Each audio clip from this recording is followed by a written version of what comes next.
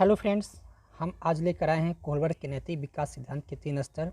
मज़ेदार क्वेश्चन होने वाली है। अब लास्ट तक देखिएगा, बहुत ही इंपॉर्टेंट क्वेश्चन। इससे आपका 3-4 क्वेश्चंस कहीं नहीं जाएगा।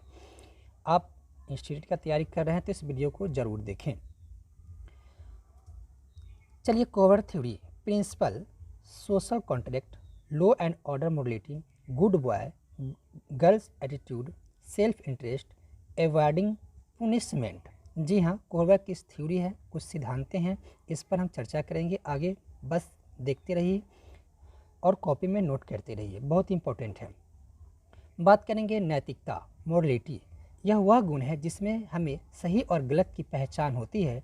इसे सामाजिक परिवेश से सीखा जाता है। जब बालक का जन्म होता है तो वह न तो नैतिक होता है और न ही अनैतिक होता है। वह अच्छा या बुरा से समाज से ही सीखता है। तो सभी बच्चे समाज द्वारा ही सीखते हैं। अब बात करते हैं कोहलबर्ग थ्योरी की। सिद्धांत, सामाजिक अनुबंध, निम्न और आदेश, नैतिकता, अच्छा लड़का लड़की तरह रवैया, लोभ, सजा से बचना, ये सब कोहलबर्ग की थ्योरी है। इन सिद्धांतों पर उन्होंने काम किया था। अब हम चलते हैं प्रश्न की ओर। VVI क्वेश्चन के साथ पहला क्वेश्चन, कोहलबर्ग के अनुसार बच्चे सीखते हैं। ऑप्शन नंबर 1, संज्ञानात्मक विकास के चरण, शारीरिक विकास के चरण, संवेगात्मक विकास के चरण, नैतिक विकास के चरण। तो इसका सही आंसर होगा option number D for Denmark, नैतिक विकास के चरण। क्वेश्चन नंबर 2, एक बच्चा तर्क प्रस्तुत करता है, आप यह मेरे लिए करें और मैं वह आपके लिए करूंगा। यह बच्चा कोहलबर्ग नैतिक तर्कना की किस अवस्था के अंतर्गत आएगा? ऑप्शन नंबर 1, अच्छा लड़का लड़की अभिमुखीकरण। ऑप्शन नंबर 2, सामाजिक अनुबंधन अभिमुखीकरण। ऑप्शन नंबर 3, सहायक उद्देश्य अभिमुखीकरण। ऑप्शन नंबर 4, दंड और आज्ञा पालन अभिमुखीकरण। तो इसका सही जवाब हो जाएगा ऑप्शन नंबर 2, सामाजिक अनुबंधन अभिमुखीकरण।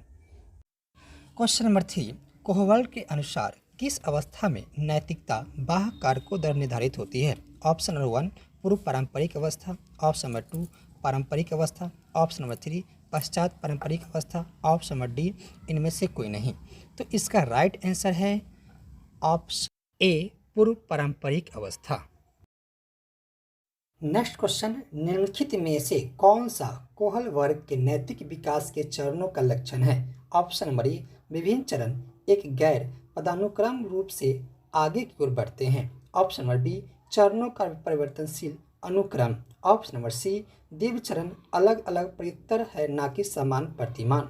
ऑप्शन नंबर डी, सभी संस्कृतियों से संबंध चरणों की सार्वभौम श्रृंखला। तो इसका राइट आंसर हो जाएगा option number D for Denmark, सभी संस्कृतियों से संबंध चरणों की सार्वभौम श्रृंखला। नेक्स्ट क्वेश्चन, कोहलबर्ग के अनुसार शिक्षक बच्चों में नैतिक मूल्यों का विकास कर सकता है। ऑप्शन नंबर 1, धार्मिक शिक्षा को महत्व देकर। ऑप्शन नंबर बी, व्यवहार के स्पष्ट नियम बनाकर। ऑप्शन नंबर सी, नैतिक मुद्दों पर आधारित चर्चाओं में उन्हें शामिल करके। ऑप्शन नंबर डी, कैसे व्यवहार किया जाना चाहिए इस पर कठोर निर्देश देकर। तो इसका सही जवाब हो जाएगा ऑप्शन नंबर सी, नैतिक मुद्दों पर आधारित चर्चाओं में उन्हें शामिल करके।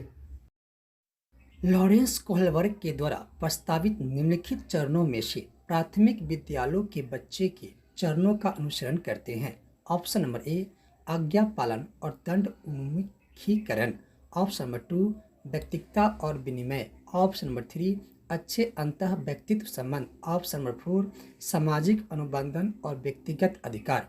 तो इस क्वेश्चन का आंसर ऑप्शन नंबर 1 और 2 दोनों हो जाएगा, यानी आज्ञा पालन और दंड उन्मुखीकरण, और ऑप्शन नंबर 2, व्यक्तिगता और विनिमय, दोनों इसका राइट आंसर होगा। एक नया क्वेश्चन, इंपॉर्टेंट क्वेश्चन, कोहलबर्ग के सिद्धांत की एक प्रमुख आलोचना क्या है? ऑप्शन नंबर ए, कोहलबर्ग ने नैतिक विकास की अस्पष्ट अवस्थाओं का उल्लेख नहीं किया। ऑप्शन नंबर बी, कोहलबर्ग ने पुरुषों एवं महिलाओं की नैतिकता में सांस्कृतिक विभिन्नताओं को महत्व नहीं दिया।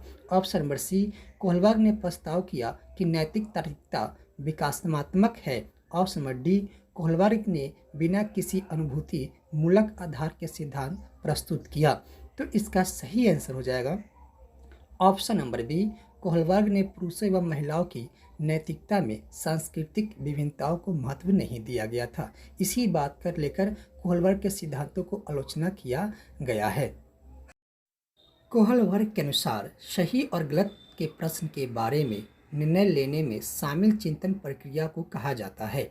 ऑप्शन नंबर 1 नैतिक तर्कना, ऑप्शन नंबर बी नैतिक क्रिया, ऑप्शन नंबर सी सहयोग को नैतिकता, ऑप्शन नंबर डी नैतिक यथार्थवाद। तो इसका राइट आंसर हो जाएगा option number A for America, नैतिक तर्कना।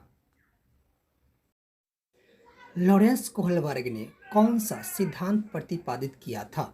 ऑप्शन नंबर 1 सुदृढ़ीकरण सिद्धांत, ऑप्शन नंबर बी नैतिक विकास का सिद्धांत, ऑप्शन नंबर सी संज्ञानात्मक विकास सिद्धांत, ऑप्शन नंबर डी अनुलंघनक सिद्धांत। तो इसका राइट आंसर हो जाएगा ऑप्शन नंबर बी नैतिक विकास का सिद्धांत। नेक्स्ट क्वेश्चन, कोहलबर्ग की अवस्थाओं में नैतिक विकास की कितनी अवस्थाएं होती है? Option number 1 4, option number B 7, option number C 5, option number D 6। तो इसका राइट आंसर हो जाएगा option number D for Denmark 6। Kohlberg की अवस्थाओं में नैतिक विकास की अवस्थाएं 6 है। बहुत ही वीवीआई क्वेश्चन को रिमेंबर कीजिएगा। कोहलबर्ग के नैतिक विकास के विचार के डैश स्तर हैं? Option number A 3, option number B 4, option number C 8, option number D 6। तो इसका राइट आंसर हो जाएगा option number A for America 3। तो कोहलबर्ग के नैतिक विकास के 3 स्तर हैं। अगला क्वेश्चन, एक बच्चा कुछ घरेलू कार्य करने के लिए प्रोत्साहन की मांग करता है। कोहलबर्ग के नैतिक चरणों में से कौन सा इससे संबंधित है? ऑप्शन नंबर ए चरण 1, ऑप्शन नंबर बी चरण 2, ऑप्शन नंबर सी चरण 3, ऑप्शन नंबर डी चरण 5। तो इसका राइट आंसर हो जाएगा ऑप्शन नंबर बी चरण 2। चरण 2 के अंतर्गत प्रोत्साहन की मांग करता है कोहलबर्ग के सिद्धांत के अनुसार।